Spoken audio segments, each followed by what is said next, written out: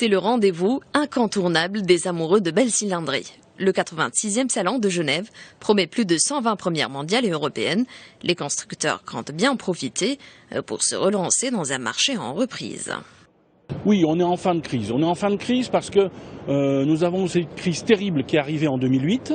Et en Europe, vous avez eu des politiques de relance. Donc on avait effectivement une injection de marché avec des primes à la casse qui déstabilisaient le marché. Donc on est monté beaucoup plus haut, par exemple en France, que 2 millions de voitures. On a 2 250 000 voitures, mais c'était artificiel. Donc là, on est en train de retrouver les vraies bases des marchés dans tous les pays européens et c'est plutôt positif. Ce qui est très intéressant, et en particulier pour les constructeurs français qui sont leaders sur ces pays-là, on voit que l'Europe du Sud remonte.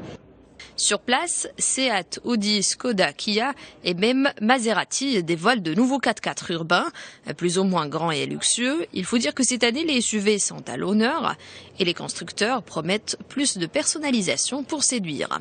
Pour 2016, le constructeur haut de gamme allemand BMW prévoit une croissance de ses ventes sur le vieux continent, comprise entre 5% et 10% cette année, et son rival Mercedes entrevoit un net potentiel de croissance en Europe surtout.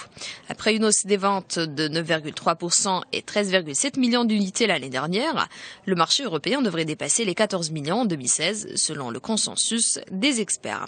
L'industrie automobile européenne se redresse donc après une longue crise, mais les fondamentaux de la reprise ne sont pas encore rayonnés. Le marché a rebondi après la crise de 2009-2013, devenant en 2015, à la faveur du ralentissement en Chine, la locomotive de la croissance mondiale du secteur.